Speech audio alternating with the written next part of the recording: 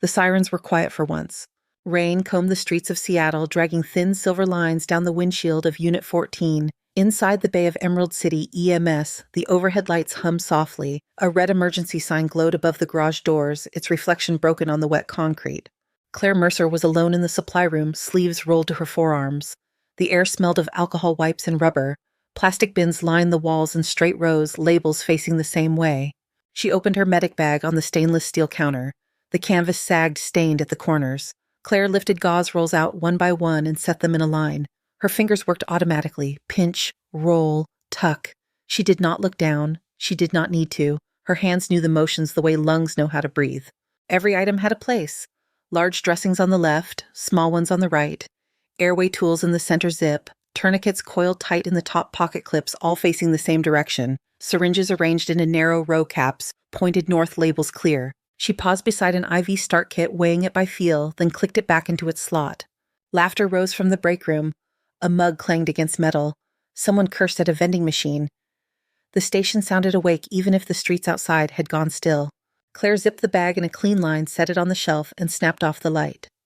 She stepped into the hallway. Fluorescent panels buzzed overhead, tinting her skin a flat blue. Her boots whispered on the linoleum. Ethan Cole leaned in the break room doorway, holding coffee the color of motor oil. His uniform shirt was half untucked. He grinned when he saw her. "Mercer, you reorganized that bag again." Claire stopped a few feet away. "Yeah." Ethan chuckled. "You know we are not deploying tonight, right? Tuesday in Seattle. The worst we get is some guy who fell off a scooter." A couple of techs laughed behind him. Riley Tran peered past Ethan's shoulder, a paper cup cradled in both hands, eyes bright. Claire lifted one shoulder. "It is easier to find things when they are where they should be." Ethan raised his cup in a little salute. "Whatever you say, Sarge." He meant it as a joke. Claire did not correct him. She moved on down the hall. Her locker was near the end under a flickering light. She spun the dial, opened the thin metal door, and set her bag carefully on the shelf. The inside was as bare as the exterior. No photos, no stickers, no notes. Only a spare uniform folded to sharp edges and a pair of running shoes, laces tucked inside. On the back wall, hidden just behind the uniform shirt, was a small magnetic hook. From it hung a plastic badge holder that did not belong to Emerald City EMS. The print on its surface had long been scraped off. A small worn corner of a photograph was wedged inside, the rest cut away. Claire touched the plastic once with her fingertips, then closed the locker. Outside rain tapped at the bay doors. Her shift had started an hour ago. She had not said more than 20 words. Unit 14 waited in the garage hood, beaded with water-reflective striping caught in the red glow of emergency. Claire opened the passenger door and climbed inside. The cabin was cool and smelled of coffee and disinfectant. She checked the radio, adjusted the volume, watched green digits glow to life. She ran through the rig like a pilot before takeoff. Oxygen levels, suction, monitor batteries. The click of each latch and switch fell into rhythm with her breathing. Riley appeared at the open door, cheeks still pink from the break room. "Hey, you want anything from the machine chips candy?" "I am fine," Claire said. Yes, Claire said. "You sure the protein bars in here taste like cardboard? The chocolate kind tastes like expensive cardboard." The corner of Claire's mouth moved almost a smile. "I ate before shift." "Wild concept," Riley said. "Okay, call me if you change your mind." Claire watched her go, ponytail swinging, sneakers squeaking on the damp floor. Riley walked like the world was ordinary. Claire watched her for a second longer than she meant to, then turned back to the dashboard. Dispatch chatter crackled softly over the radio. Units were clearing a fender bender across town. Engine 3 was returning from a false alarm. Somewhere a dog barked near the bay, then was shushed. The quiet felt heavier than usual, the kind of quiet that waited. Claire reached into the side pocket of her jacket and took out her phone. No notifications, no social media apps, only a call log and a handful of names that had not lit up in months. She put the phone away. The bay alarm sounded without warning. A harsh mechanical bell rolled through the walls, followed by the clipped voice of the dispatcher over the overhead speakers. "Unit 14, be advised. Stand by for call." Ethan jogged into the bay, still in his half-tucked shirt, coffee cup abandoned. He slid into the driver's seat and snapped his belt. "You beat me to the truck again," he said. "You sleep out here." "I like to be ready," Claire said. He glanced at her, then at the way her hands rested loosely on her own belt buckle, relaxed but prepared. "Yeah, I can see that." The radio crackled again as the dispatcher read out an address and brief description. Claire listened, head tilted slightly. Not every call was a disaster. Most were not. Readiness did not care. Rain slid in sheets across the open bay entrance. The city outside glowed behind it, a smear of red and white lights. Ethan tightened his grip on the wheel. "Here we go," he said. Unit 14 rolled out into the wet night. Rain followed them onto the bridge. The wipers slapped back and forth, shoving water aside in frantic arcs. Headlights smeared across the slick asphalt. Fremont Bridge rose ahead, a pale curve of steel over dark water. Traffic had crawled to a confused standstill. Red brake lights pulsed in long, uneven rows. Dispatch had given them the summary motorcycle box truck, possible chest trauma conscious at the time of the call. The kind of description that could mean anything. Ethan eased Unit 14 into the oncoming lane siren low, then killed the sound at the edge of the scene. He let the air horn bark once. A driver jerked his sedan to the right tires, splashing into a shallow puddle. An officer in a rain hood waved them closer flashlight beam cutting through the wet air. "Mercer, you want first look or you want vitals?" Ethan asked, eyes still forward. "First look," Claire said. He nodded. Thought so. He braked behind the box truck. The engine rumble faded when he cut it. The moment the rig stilled, the world outside rushed in all at once. Voices. A woman crying, a man swearing softly, the hiss of rain on hot metal. Somewhere music played from inside a car with the windows up, just a muffled beat. Claire stepped out into the wet. The air was cold enough that her breath showed as a faint cloud. The bridge deck glistened under the street lamps. She saw the motorcycle first. Its frame lay on its side near the guardrail back wheel, still spinning lazily. A smear of black rubber tracked along the lane in a wavering line ending in a twisted shape on the pavement. The rider was on his back several feet from the bike. His helmet was cracked along the side. A young woman knelt near his legs, hands hovering but not touching, sobbing quietly. A delivery driver in a soaked hoodie stood near the box truck with his arms folded tight as if holding himself together. An officer moved aside when he saw the EMS patches. Early 20s male took the hit on the left, helmet on, in and out. He was talking at first, not so much now. Riley came around the rig with the first-in bag, sneakers splashing. Ethan brought the monitor and oxygen, his coffee forgotten in the cup holder. Claire walked straight to the rider and dropped to her knees. Rain soaked through her uniform pants in an instant. Asphalt pressed cold against her shins. Up close, the patient looked younger than she had expected. Stubble on his jaw that he had probably been proud of. A cheap string bracelet on his wrist. He breathed in short, shallow bursts, chest hitching. "Hey," Claire said, voice low and steady. "I am Claire. You are on the bridge. Can you tell me your name?" His eyes flickered open. One pupil responded sluggishly. "Tyler," he whispered. The word puffed out with a tiny cloud of condensation. "Hurts." "Yeah," Claire said. "I see that." She tracked his breathing with her eyes. Left side of his chest rose higher than the right. Each inhale sounded like air squeezing through a wet sponge. "Riley, airway and oxygen," Claire said. "Non-rebreather 15 liters. Keep his head midline. Talk to him." Riley moved in on the right, already snapping the mask into place. "Tyler, my name is Riley. I'm going to put this over your face, all right. It is just oxygen. It might smell like plastic. That is all it is." Claire slid her hand under Tyler's jacket palm flat on his ribs. Fabric clung to her glove. The left side felt tight and drum-like under her fingers. The right moved less, almost pinned. She leaned close, listening. On the left, breath sounds were faint. On the right, they were almost gone. She felt his pulse at the carotid. Too fast. Thready. His skin was cool and damp. "Blood pressure was 120/80 when we got here," the officer said. "That was about 5 minutes ago." "It is not that now," Claire answered. Tyler's hand twitched toward his chest, then fell back, too heavy to lift. "My chest," he gasped. "Feels like something is sitting on it." Claire looked at his neck. The veins there stood out, cords straining. With every breath, the space between his ribs tugged inward. She did not debate with herself. There was no time for that. "Ethan," she said, "get me the decompression kit right now." Ethan froze for half a second. "You are thinking attention pneumo—" "I am seeing one," she said. "Right side. His breath sounds are gone on that side. He is hypotensive. Neck veins are up. Do you want to watch him arrest on this bridge?" Ethan swallowed. "Protocol says we need a base order." "You can call them on the way to the hospital," Claire said. "Kit, now." Something in her tone brushed old training in Ethan's mind. He moved without arguing again, dropping the monitor beside Tyler and digging into the bag. Plastic crackled under his hands. Riley tightened the strap on the oxygen mask and brushed Tyler's wet hair back from his forehead. "You are doing great," she said.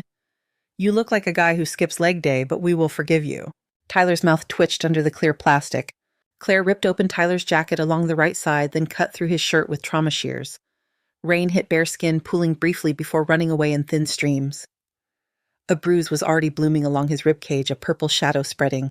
Ethan handed her the needle. It caught the bridge light in a quick flash. The world narrowed to sound and touch. Rain, breathing, monitor beeps starting to sync with Tyler's frantic pulse. Claire found the second intercostal space in the midclavicular line with her fingertips. Her gloves slid a little on wet skin. She adjusted. There. The familiar notch and gap under her hand. She spoke to Tyler, though she knew he barely heard her. "This is going to hurt for a moment," she said. "Then it will be easier to breathe." She drove the needle in with a firm, practiced push. There was a brief resistance, then a sudden give, like piercing the seal on a lid. Air hissed out around the catheter, sharp and urgent. Tyler flinched, then dragged in a deeper breath than any he had managed since she arrived. "Breath sounds improving on the right," Claire said, more for Ethan and Riley than for herself. The monitor showed his heart rate easing down by a few beats. His oxygen saturation crept upward. The young woman at his feet let out a sobbing laugh. "Is he okay? Is he going to be okay?" "We are getting him there," Claire said, keeping her voice steady. "What is your name?" "Jenna." "Jenna, we are going to take him to the hospital now. You did the right thing calling." Jenna nodded, hugging herself, shoulders shaking. Ethan stared at the catheter protruding from Tyler's chest, then at Claire's face. "I have never seen anyone do that in the field," he said quietly. "It is not new," she replied, "just not common." "Not common around here," he corrected. "Where did you pick that up?" Claire was already helping Riley secure Tyler to the board. She slid her hands under his shoulders, careful of the needle. Her movements were economical, almost surgical. "Different job," she said, "long time ago. It was all she gave him." They lifted Tyler in a smooth 3 count and carried him toward the rig. Rain hammered on the bridge, washing thin rivulets of blood away toward the drains. Inside the ambulance, the air was warm and smelled of plastic and sweat.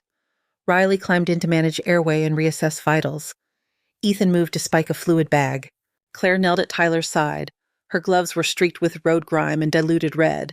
The catheter trembled slightly with every breath he took. His eyes found her again. "You a doctor?" he asked, voice muffled by the mask. "No," she said. "You look like you have done this before." She taped the catheter down with practice strips. The tape lay flat on the damp skin, no wrinkles. "I have seen a lot of lungs," she said. She caught her reflection in the glossy plastic of the cabinet door. For a second she saw herself in desert light instead of sodium street lamp glow. A different uniform, the same hands. She glanced away. The image broke. "Pressure is holding," Riley said. "He is looking better." "Good," Claire said. "Keep talking to him." They transferred Tyler to the receiving trauma team at the hospital without incident. The emergency department swallowed him up in a flurry of scrubs and questions and rolling carts. On the way back to the rig, Ethan walked beside Claire through the rain. "You know," he said, water dripping from his hair, "if I did not know better, I would say you train somewhere they do that sort of thing a lot." "You do not know better," Claire said. He laughed once. "That is fair." He slowed when she did near the rear doors of Unit 14. She reached up to wipe rain from her face with the back of her sleeve.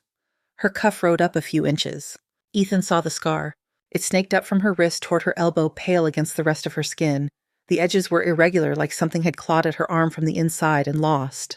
He did not comment. The question sat behind his teeth, heavy. Claire tugged the cuff back down and met his eyes. "We have paperwork," she said. "Yeah," he answered. "We do." They climbed back into the rig. The city lights blurred on the windshield as the rain thickened, drumming on the roof in a steady, relentless rhythm. The rest of the night tried to pretend it was normal. They went back to Station 14, shoes squeaking on the wet floor, uniforms damp at the hems. The overhead lights felt too bright after the bridge. Ethan grumbled about paperwork. Riley dug through her locker for dry socks. In the report room, the hum of the old computer matched the low buzz in Claire's head. She sat with the tablet balanced on her knee, fingers moving over the screen. Mechanism of injury, interventions, needle decompression, improved breath sounds, stable on transfer. Her handwriting in the signature box was small and neat. C. Mercer. Through the open doorway, she could see the edge of the common room. A muted game flickered on the television. Someone had left a blanket twisted on the couch, half on the floor. The vending machine lit its own corner in pale yellow rows of chips and candy bars untouched. Riley appeared in the doorway with damp hair and a fresh pair of socks tucked into the waistband of her scrub pants. "You write faster than me," she said. "I do not think that is true," Claire answered. "It is. I'm still stuck on the part where Tyler decided a box truck was a good thing to flirt with." Claire finished the last line and set the tablet down. "He is alive." Riley smiled. "Yeah, thanks to whatever weird ninja class you took." Claire looked at her. Riley shrugged. I mean that as a compliment. Ethan stuck his head in from the hall. Dispatch says we might get a lull. 15 glorious minutes of nothing. Anyone wants to sleep with one eye open, this is your chance. He saw the tablet. You done with that? Yes, Claire said. He took it from her and signed his own name in quick, messy letters. The lull never really arrived. A lift assist for an elderly woman whose legs had given out. A drunk with a split eyebrow outside a bar. A teenager who swore he had chest pain, then admitted he had eaten 3 energy drinks in 20 minutes trying to impress his friends. The clock edged past midnight, the rain kept coming. By the time they pulled back into the bay after the teenager, Claire could feel the familiar grit behind her eyes. Her back ached in a way that had nothing to do with the calls. She rested her hand on the dash for a moment before climbing out. In the hallway, a wall clock ticked softly. Someone snored on the far couch. The station had settled into the thin quiet that only existed between calls, never quite asleep, never fully awake. Claire went to the sink in the supply room and washed her hands again, even though she had already scrubbed them after the last patient. Warm water ran over her fingers. She watched it turn clear and stay clear, then shut it off. She dried her hands slowly, listening. The more silent the building became, the louder the outside sounds seemed. Rain on the roof, wind along the bay doors, a faint echo of a ship horn from the water somewhere beyond the city. She counted her own heartbeats inside her chest, not with her fingers, just with attention. 1, 2, 3. The bay alarm cut through the quiet. Red lights flashed on the ceiling. The mechanical bell rolled over the station like a command.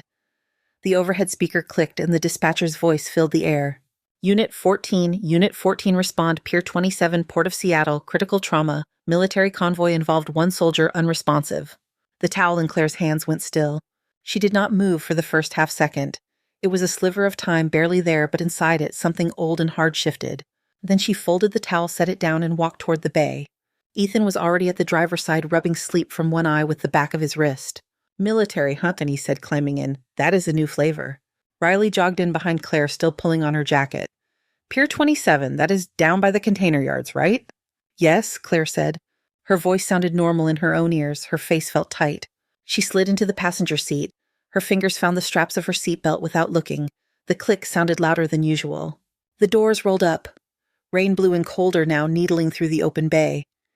Ethan flipped the siren on and steered them into the street. Red and white lights stuttered against the warehouse walls as they passed. Radio chatter filled the cab. Pier 27 reporting 1 male, approximately 30s, possible blast injury, unconscious, shallow respirations. Military medics on scene.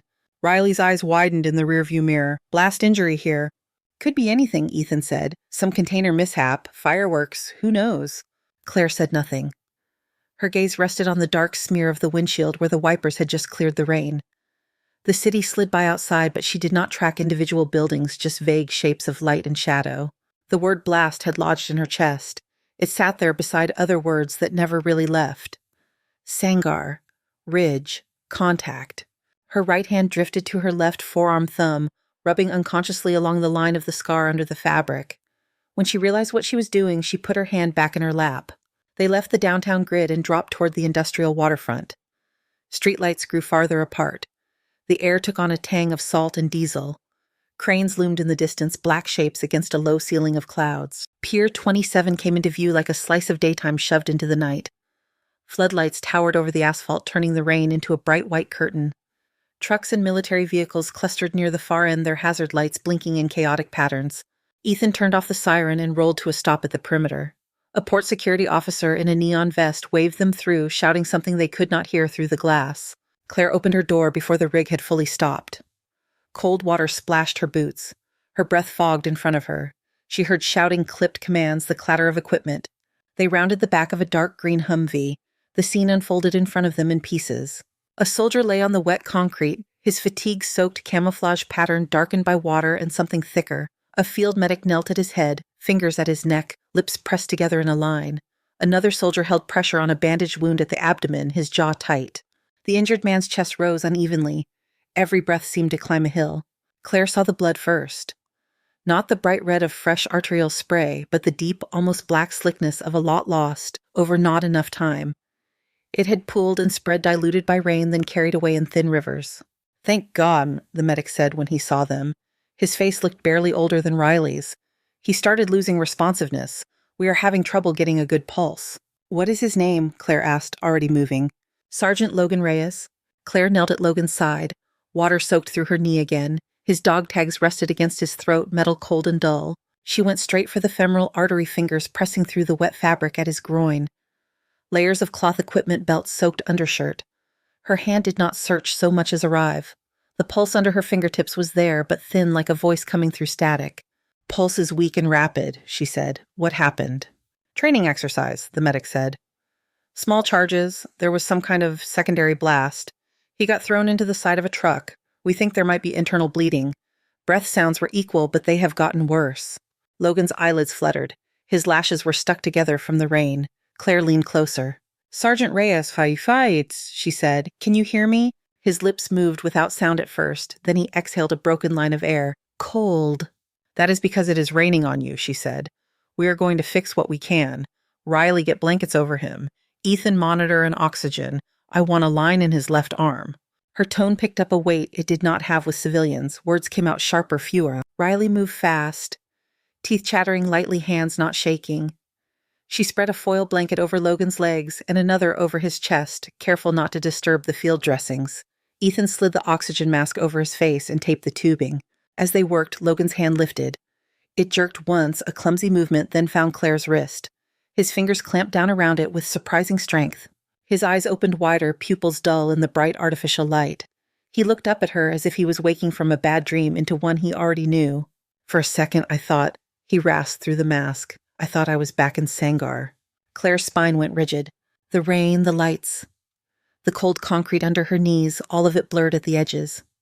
She heard underneath the present noise the distant echo of shells, the rattle of loose stones under boots, the hollow boom of a wall coming down. Logan's grip tightened on her wrist. You were there, he whispered, Nightbird. The nickname hit her like an impact. Her lungs forgot their rhythm for a beat. Ethan glanced up from the monitor. What did he say? Logan dug for air, each breath a struggle. He pushed the mask aside with his free hand. You pulled us out, he said, words fraying at the edges. Black Ridge.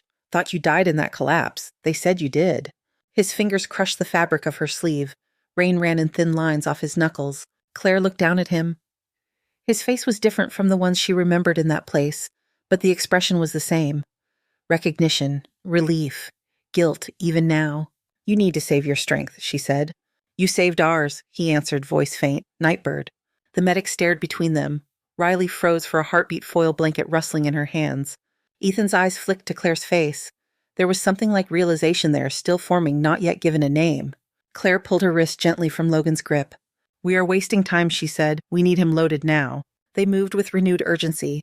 The soldiers helped them lift Logan onto the stretcher.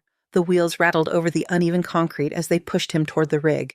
Inside the ambulance, the world shrank to white walls, humming equipment, and the smell of wet cloth and sweat.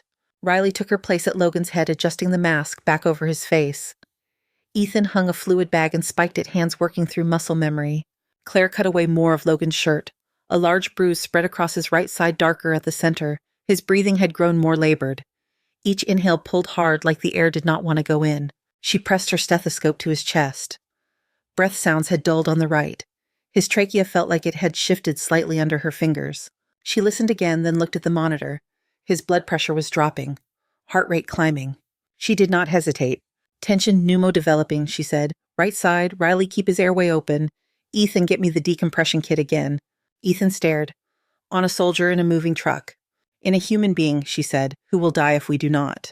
The look on her face left no room for argument. The rain outside turned into a steady roar on the roof as Ethan handed her the needle. Logan tried to focus on her eyes, glassy. You still with me, Sergeant? She asked. His mouth moved under the mask. Yeah. You are going to feel pressure, she said. Then it will be easier. Her fingers found the landmarks by habit and history. Second intercostal space, mid-clavicular line. Same motion, different body, same stakes. She pushed the needle in. The catheter slid forward, air escaped in a harsh rush. Logan jerked, then his shoulders relaxed by a degree. His chest rose more evenly. The numbers on the monitor inched back towards something survivable. Riley let out a breath she had been holding. Breath sounds are coming back on the right, she said. Good, Claire replied. Logan blinked up at the ceiling, then at her. Still got it, he murmured. Claire taped the catheter in place.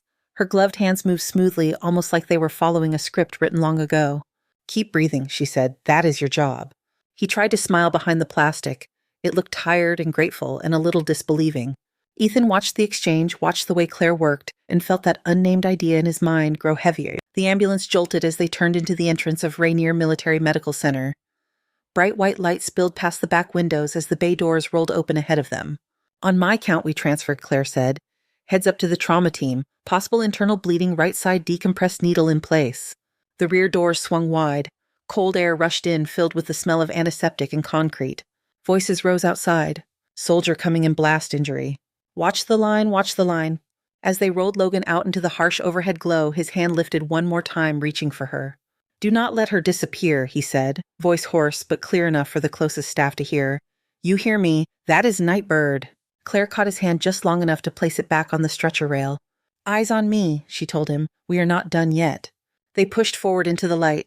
The light in the trauma bay hit like a slap. Fluorescent panels buzzed above them, turning skin pale and sharpening every shadow. The air smelled of antiseptic metal and something burnt from an earlier case. Monitors chimed out of sync. Gurneys waited along the walls with folded sheets like empty shells. On 3, Claire called. 1, 2, 3. They slid Logan from the stretcher onto the hospital bed. His weight transferred in a practiced surge of muscle and momentum. The trauma team closed in before the stretcher wheels stopped rattling. A nurse moved to the head of the bed, taking over the airway. A resident cut away the rest of Logan's shirt. A respiratory therapist checked the oxygen connection. Voices layered on top of each other. 30-year-old male blast-related trauma. Need a second IV line. Where is radiology? Claire stepped up beside the attending physician already talking. Sergeant Logan Reyes, she said. Her voice was level-focused. Apparent secondary blast injury during training. Weak femoral pulse on scene. Abdominal tenderness, possible internal bleed. Respiratory distress. Right-sided tension, pneumothorax, decompressed in the field. Catheter in place. She pointed once at the dressing on Logan's chest. The attending followed her line of sight, eyes narrowing. You decompressed him in the field, he asked. Twice tonight, Ethan muttered. Claire answered without looking at him. Yes. The attending hesitated for a fraction of a second, assessing the placement, the angle, the way Logan's chest was moving now. Then he nodded. Looks solid, he said. All right, we are taking him to CT. Keep the line secure. Let surgery know we are coming. Riley stepped back from the head of the bed as the nurse adjusted the mask. She caught Claire's eye, a quick flash of adrenaline and relief, then turned to coil the oxygen tubing off the floor. Claire reached for Logan's wrist and checked his pulse one more time. It was still fast, but stronger than on the pier. His fingers twitched. He turned his head slightly, eyes tracking her for a breath. Don't let her vanish, he rasped, words rough against the mask. That is Nightbird. The term hung there in the bright air. A couple of people glanced up, faces folding into confused frowns. Most of them were too busy to care about a nickname. Not everyone. A man in a short white coat near the doorway straightened. He had the posture of someone who had worn a uniform before the hospital badge. Captain Bars glinted on his shoulder tabs. He had been scanning the scene with practiced detachment, but at the sound of the word his expression changed. He stepped closer. Excuse me, he said, eyes shifting from Logan to Claire. What did he call you? Claire kept her gaze on the monitors. He is hypoxic. He is not making sense. The captain did not look convinced. He studied her face, the shape of her jaw, the way her hair was pulled back, the set of her shoulders. Something like recognition flickered in his eyes, then uncertainty. Ma'am, have you served before? He asked. We are just EMS, Ethan said quickly. City paramedics. The captain barely spared him a glance. His focus stayed on Claire. Her jaw tightened. Does it matter right now? She asked. He opened his mouth, then shut it as the trauma team began to wheel Logan toward the double doors leading deeper into the department. Make a hole, someone shouted. Coming through. The group moved as a unit bed and staff rolling together in a practice flow. The double doors swung open and swallowed them in a wash of brighter light. The captain stepped aside to let them pass. As Logan went by, he reached for Claire's wrist again, but his hand fell short. The doors closed on his outstretched fingers. The word he had thrown out into the room did not close with them. Nightbird. It slipped into the spaces between the alarms and chatter burrowed under the noise. A nurse repeated it under her breath, like testing the shape of it. A tech near the supply cart frowned as if he had heard the name somewhere far from here. The captain made a small, almost involuntary sound. A soft exhale that was not quite a laugh, not quite a curse. You have got to be kidding me, he said. Claire felt his attention on her like a hand between her shoulder blades. She did not turn. Her focus dropped to her gloves streaked with diluted blood and rain. She peeled them off one at a time, fingers slow and controlled, and tossed them into the red bin. The captain stepped into her line of sight. Sergeant Mercer, he said. The name hit harder than the nickname. Her eyes lifted almost against her own will. Up close, he looked older than the rank suggested. Fine lines at the corners of his eyes, hair clipped short threads of gray at the temples. There was a faint tan line along his wrist where a watch used to sit before night shifts took over. "You have the wrong person," Claire said. He looked at her for a long moment. His gaze traced the scar that had escaped the edge of her cuff when she pulled off the glove. He seemed to follow it up her forearm with his eyes even as the fabric hid the rest. "There was a story," he said quietly, "about a combat medic in Sangar province. Ridge outside a place no one cared about until it exploded. She went by a call sign, took 19 men out from under concrete and rebar over 3 days when everyone else was pinned. Last we heard the wall came down with her in it. People moved around them, but a shallow pocket of stillness formed in that part of the bay." "It is a big world," Claire said. "A lot of stories." "Sure," he replied. "But only one of them had a medic with a scar like that and a habit of not missing with a decompression needle." His voice held no accusation, just a worn certainty. A deeper voice cut across the space. "What is going on here, Captain?" The crowd parted just enough for the speaker to step through. He wore full uniform, not hospital scrubs. Silver eagle on his chest. Service ribbons in neat lines. The years sat in his posture straight in a way that had nothing to do with vanity. Colonel David Hargrove took in the scene with one quick sweep of his eyes. The blood on the floor, the open doors to the trauma room, the group of EMS in city uniforms out of place under fluorescent light. Then he saw Claire. He stopped walking. For a second, something almost like color drained from his face. His hand tightened on the folder he carried. The sound in the bay thinned like someone had turned down a dial. "Sir," the captain said, "you should hear this." He did not need to. The colonel stared at Claire as if looking back 8 years and thousands of miles through dust and smoke. He blinked once slowly, then seemed to come to a decision. He set the folder down on the nearest counter. Then he stood straighter, heels together, shoulders back. His right hand rose to his brow in a crisp salute that belonged on a parade field, not in a crowded trauma bay. "Staff Sergeant Claire Mercer," he said, his voice carrying. "Call sign Nightbird, most decorated medic of the Sangar campaign, officially listed as killed in action at Black Ridge." The words rolled through the room. People who had not been paying attention stopped moving. The nurse at the med cart turned IV bag in hand. A tech paused with a mop bucket in his grip. Ethan stared, Riley's mouth parted slightly. Claire did not move at first. The colonel's salute hung in the air between them like a bridge she did not want to cross. "I'm just a civilian paramedic," she said finally. "Sir, I brought you a patient." Hargrove held the salute a second longer, then lowered his hand. The respect did not leave his face when his arm dropped. "You brought back more than that," he said. "You brought back the ghost we buried with 6 empty caskets." He glanced at the captain, then back at Claire. "We folded flags over boxes with no bodies because we could not get to the ridge in time," he said. "We carved your name into granite. We read it out loud in a hall full of families. We told them you died under that wall." Claire looked down at her hands. They were bare now, her skin lined with faint creases from the gloves. There was dried blood at the edge of one nail. "You told them what made sense," she said. "They saw smoke and rubble and no one walking out." Hargrove stepped closer, dropping his voice. "We also heard the stories. Every runner that came off that line talked about the same thing. A medic who moved like she did not know what fear was. A woman who crawled under collapsed beams with a flashlight in her teeth and a tourniquet in each hand." Claire's jaw clenched. She could feel eyes on her from every angle. Nurses, docs, security. Ethan and Riley, standing just inside the bay, caught between wanting to step in and knowing they did not belong in this conversation. "You put the wrong name on that wall," she said quietly. The colonel's brow furrowed. "What do you mean?" "It should have been mine," she answered. "The rest of my team did not walk away." The last words came out thinner than she wanted. She swallowed throat tight. Hargrove's features softened. For the first time, a crack in his military composure showed. "Survivor is a burden of its own," he said. "This is not about a burden," she replied. "It is about cost." The scar on her forearm seemed to tingle under the fabric, a phantom memory of heat and stone. Behind them, a young soldier on crutches had stopped short just inside the entrance. His hair was shaved close. A brace wrapped his knee. He looked like he had been on his way to some other part of the hospital and had taken a wrong turn into a memory. He stared at Claire with a strange intensity, as if he was seeing someone from a photograph come to life. "Ma'am," he said, voice unsteady.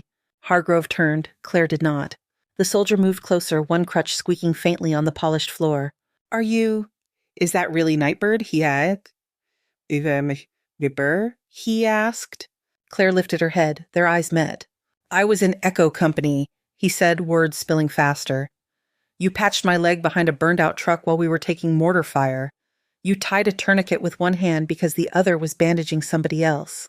He swallowed hard. I walked again because of you, he said. I am standing here because of you. Claire shook her head slightly. You were the one who kept moving, she said. I just kept you from leaking out on the ground. A couple of people around them huffed out something like surprised laughter. It died quickly. The soldier straightened as much as the brace allowed. His free hand came up in a shaky salute. With respect, ma'am, he said, you were our medic before you were anybody's ghost. The room held its breath. Claire looked from him to Hargrove, then to Ethan and Riley. In each face she saw a different version of the same thing. Gratitude, curiosity, awe, confusion. All of it aimed at a person she had buried years before under a different name. She exhaled slowly. My shift is not over, she said. We still have a rig to get back on. Hargrove nodded once. The corner of his mouth tightened. Understood, he said, but this building knows who you are now. He stepped back, not in dismissal, but in something closer to respect. The captain moved aside with him. As Claire turned toward the doors leading out of the trauma bay, a path opened for her without anyone having to be told. People shifted, making room. Her boots clicked on the tile. For a moment, the sounds in the department faded behind her. The beeping, the calls for meds, the rolling carts. All of it blurred into a single backdrop. Her own footsteps sounded too loud in her ears. She walked through it anyway. By the time they left Rainier, the rain had softened to a mist. Claire stepped out of the automatic doors into air that smelled like wet concrete and jet fuel from the nearby highway. The hospital lights cast a wide pool on the pavement, fading into darkness where the parking lot ended. Ethan walked beside her, hands shoved deep into his jacket pockets. Riley trailed a step behind, hugging herself against the chill. They did not talk much on the ride back. The radio filled the silence with mundane traffic. Fire alarm reset. Lift assist on the east side. Noise complaint. No one mentioned the colonel or the salute or the word that had started to move through the hospital the moment it was spoken. Nightbird. At Station 14, the garage door groaned open for them. The familiar red glow of the emergency sign washed over the front of the rig. Ethan backed the unit into its bay, shifted into park, and exhaled as if he had been holding his breath for miles. Inside the cab, the silence felt sharper. He looked over at Claire. Her face was turned toward the windshield, eyes on nothing, jaw set. You all right? He asked. I am fine, she said. She said. It was the sort of answer that ended most conversations. It did not end this one. Ethan let it sit for a moment. I have been working beside you for 2 years, he said. I have heard you say more to that colonel in the last half hour than to me in the last 2 Christmas parties. Riley leaned forward between the seats. Is it true, she asked quietly. What he said in there, about the ridge, about you. Claire unbuckled her seatbelt and opened her door. We should restock, she said. We are still on shift. She climbed out before they could stop her. The station felt different when they stepped inside. The fluorescent lights were the same. The scuffed linoleum was the same. The bulletin board with outdated flyers and a faded sign-up sheet for a chili cook-off was the same. The way people looked at her was not. 2 EMTs at the end of the hall fell silent as she passed. One of them, a broad-shouldered man who usually greeted everyone with a joke, dropped his gaze to the floor. The other swallowed, then nodded at her with an awkward stiffness. Mercer, he said, glad you are back safe. She answered with a small nod and kept walking. In the common room, the television was on, but the sound was off. News footage flickered across the screen. A graphic at the bottom read, Training accident at Port of Seattle. Military confirms 1 criticals. A shot of Rainier Medical filled the frame for a second. Claire looked away. Captain Marlene Brooks stood by the coffee machine, one hand around a mug that had gone cold. She was in her 50s, hair-cropped short reading glasses hanging from a cord around her neck. When she saw Claire, she straightened. Mercer, she said. Her tone carried something heavier than the usual gruffness. Captain, Claire answered. Brooks glanced past her at Ethan and Riley, then back again, weighing her words. Office, she said. All 3 of you. The office at the back of the station was small and cluttered. A whiteboard covered one wall, filled with schedules and call statistics. A framed photo of the crew from 5 years ago hung crooked over a filing cabinet. Someone had stuck a cartoon magnet on the metal. Brooks closed the door behind them. For a moment she did not speak. She set her mug down on the desk, then leaned against the edge, arms crossed. I got a call, she said finally. From Rainier. From a colonel, actually. That does not happen every day. No one interrupted her.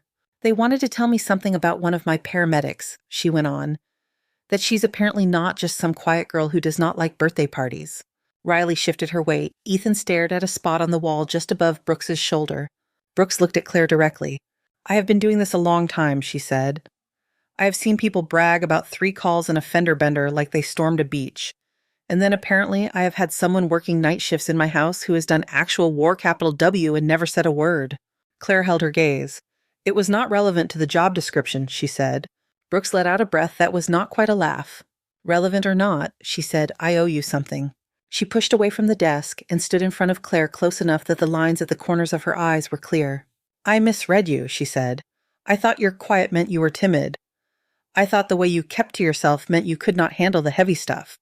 I put you on lighter rotations when I did not need to. I let people call you Mouse and did not shut it down hard enough. Her voice roughened. I was wrong, she said, about all of that, and I am sorry. The room was very still. Even the hum of the air vent seemed to recede. Claire hesitated, then shook her head. You could not have known, she said. I did not want you to. That is not an excuse, Brooks replied.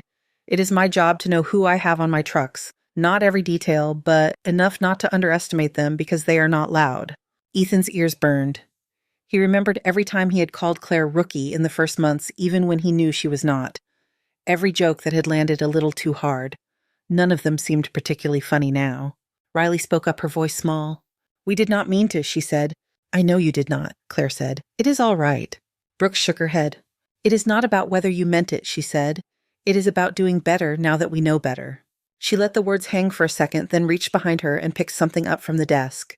An envelope thick and cream-colored. A government seal on the front. This came through the fax line and then by email, very official, all in the last hour, she said. They are moving fast. She flipped it over and set it on the desk in front of Claire. Department of Defense would like to invite Staff Sergeant Claire Mercer, callsign Nightbird, to Washington, D.C. for some ceremony, she said. Medals, photos, speeches. You know the type. Ethan and Riley both leaned in a little, then caught themselves and straightened. Claire stared at the envelope. Her name looked strange in that font. She did not reach for it. They want to put you in front of cameras, Brooks said. Tell a story, probably name a clinic after you, maybe a hallway. The image of the memorial wall flashed in Claire's mind. Rows of names carved into stone. Families in pressed clothes under a hot sun. A folded flag in the arms of a woman trying not to drop it. She picked up the envelope, turned it once in her hands, then set it back down. I spoke to a soldier today, she said. He said he is standing because of me. Riley nodded. At the hospital.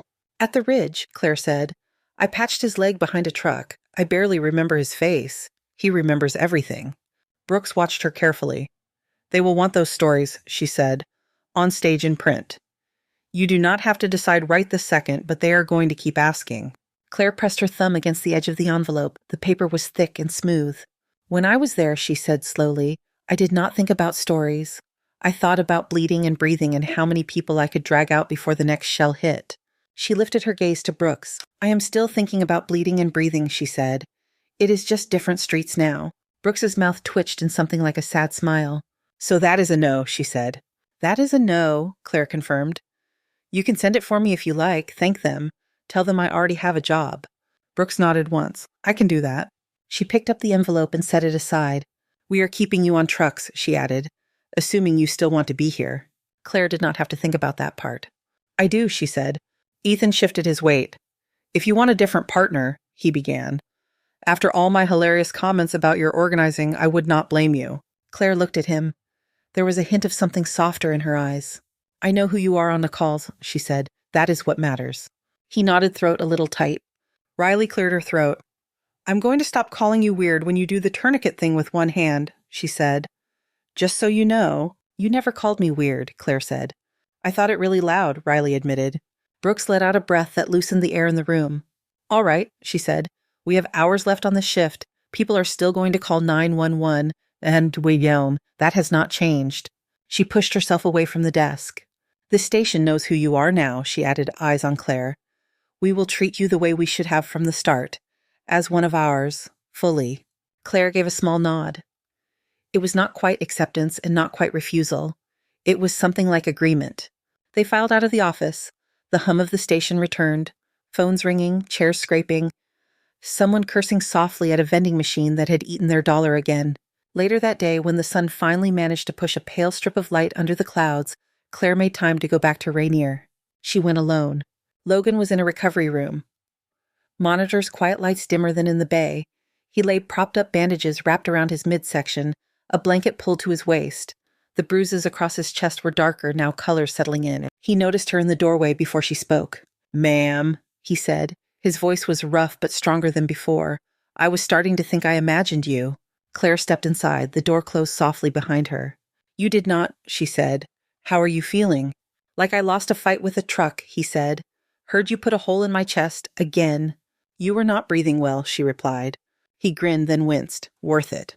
He shifted his hand, reached for an invisible edge of a bed rail, then rested his arm back down. "They told me you have been here," he said. "In Seattle, all this time." "I have been working," she said. "In an ambulance," he added, "not hiding." She did not argue with the last word, though it was not entirely wrong. "You told them my call sign," she said instead. "Yeah," he admitted. "Seemed important. They thought you were dead. I figured they should update their files." He looked at her a moment longer. "You really did not want them to know," he said. "No," she said, "I did not." He frowned lightly. "Why?" She paused. The easiest answer was that it was simpler. The fuller answer sat heavier. "When people see a story, she said, they stop seeing the person standing in front of them. They see a version that belongs to everyone. I needed to be able to move through a grocery store without feeling like a parade." Logan nodded slowly. "I get deep. He glanced toward the window where a thin strip of gray daylight showed between the blinds. "For what it is worth," he said, "I am glad you were on that pier." "Me too," she said. He smiled again, smaller this time, and did not wince. Claire stood by the side of the bed for a few more breaths, listening to the soft beep of his monitor, the steady pattern of his respirations. "Your job now," she said, "is to get better." "Yes, ma'am." She turned to go. "Nightbird," he called after her. She stopped, hand on the doorframe. "Welcome home," he said. She did not turn around, but her shoulders lifted and fell in a quiet exhale. Then she stepped back into the hallway. The rain came back that evening heavier than in the afternoon. By the time Claire returned to Station 14, the blacktop out front shone like wet glass. The emergency sign flickered on and off, red letters smearing across the puddles. Inside, the station felt warmer than usual. The overhead lights were lower. Someone had pulled the blinds half down. The television was off. A smell met her at the doorway. Tomato sauce, melted cheese, grease. She stepped into the common room and stopped. 2 open pizza boxes sat on the table, steam still rising. Plastic cups were stacked beside a 2-liter of soda. Someone had dragged an extra chair in from the hallway and another from the kitchen, making a crooked circle around the table. Ethan looked up from where he was tearing a napkin into smaller pieces. "There she is," he said, voice quiet but lighter than it had been all day. "We started to think you had run away with the recovery room staff." Riley, perched on the arm of the couch, straightened. "We saved you slices," she said. "Actual slices, not just crusts." A few other crew members were there. The broad-shouldered EMT who had avoided Claire's eyes earlier. The medic who always argued with the dispatcher over the radio. A newer hire whose name still floated around the station attached to a question mark. Captain Brooks stood near the counter with her arms folded, watching. "What is this?" Claire asked. Brooks tipped her chin toward the table. "Dinner," she said. "No speeches, no ceremony, just us." The broad-shouldered EMT cleared his throat. "We figured," he said, "since the Pentagon is not going to feed you, we probably should." A couple of people smiled. The tension in the room eased a notch. Ethan opened a pizza box and pushed it an inch toward Claire. "Sit down," he said, "please, before Riley eats your share out of stress." "I am not stressed," Riley protested. Then she caught Claire's eye. "Okay, I am a little stressed, but I can control myself, mostly." Claire let the backpack slip off her shoulder. She pulled out a chair and sat. The seat felt unfamiliar, as if she had never taken the time to use it before. Someone passed her a paper plate. A slice of pepperoni landed on it, followed by another with mushrooms and onions. The chatter that followed was not loud. It moved in gentle ripples. Stories from earlier shifts that had nothing to do with war. A cat that refused to come down from a fire escape. A call where a man had dialed 911 because his new smartwatch had frightened him. Claire listened more than she spoke. When she did talk, it was mostly to answer questions about the mundane parts of her life. What she cooked when she remembered to shop. Which radio stations she tolerated on night drives. Whether she had always liked the rain. No one asked about Sangar, no one said Nightbird. At one point, the broad-shouldered EMT set down his cup and looked at her. "We gave you a hard time," he said, "way before any of this." Claire paused with her fingers resting on a napkin. "You were not the only ones," she said. "Yeah, but we were right here," he replied. "I'm sorry." His words were simple. They were enough. She nodded. "Thank you." Ethan raised his cup. "To Claire," he said, "who, among other things, is very good at making sure our patients keep the correct amount of air inside them." There was a murmur of agreement. Cups lifted, they drank. Riley hesitated, then added, "And to us for learning to shut up and pay attention." That got a quiet laugh. The evening thinned out in small pieces. One by one, people drifted back to their tasks. Equipment to check, reports to finish, rigs to wipe down. The shift did not stop for pizza. Claire helped clear the table. She folded the empty boxes and carried them to the recycling bin by the door. Grease stained the cardboard in familiar patterns. When she shrugged into her jacket again, the noise in the room had settled back to its usual hum. The vending machine hummed in its corner. A scanner crackled softly from the dispatch desk. Brooks intercepted her at the doorway. "You heading out?" she asked. "Yes," Claire said. "My shift is over." Brooks studied her for a second. "You know," she said, "quiet or not, you are allowed to take up space here." "I know," Claire said. This time she meant it. Outside, the rain was coming down in steady lines. Claire walked across the lot to her sedan. The car looked small under the wide spill of the security lights. She unlocked the door and slid into the driver's seat. The interior smelled faintly of old coffee and the pine tree air freshener that hung from the rearview mirror. For a moment, she did not start the engine. She rested her hands on the wheel, feeling the textured plastic under her palms. Her left cuff had ridden up. In the glow from the dashboard, the scar on her forearm looked less harsh. Just a raised line of skin, no more and no less. She let her fingertips brush it once, a brief acknowledgement, then pulled the cuff back down. "Nightbird is off shift," she said under her breath. "Claire is driving home." The words sat easily in the air. She turned the key. The engine caught. Wipers began their slow arc across the windshield, pushing the rain aside in smooth strokes. As she pulled away from Station 14, the building shrank in the mirror. The emergency sign glowed red against the gray. Above it, the flag on the pole snapped and settled in the wet wind. Claire emerged onto the road, headlights cutting through the water hanging in the air. The city rose around her, full of windows and lives and people who would call for help without knowing the name of anyone who answered. Her hands were steady on the wheel. The night carried on. Thank you so much for listening to today's story. If this story resonated with you or made you reflect, I'd love to hear your thoughts, so feel free to share them in the comments below. And don't forget to like, subscribe, and hit the notification bell so you won't miss the next story.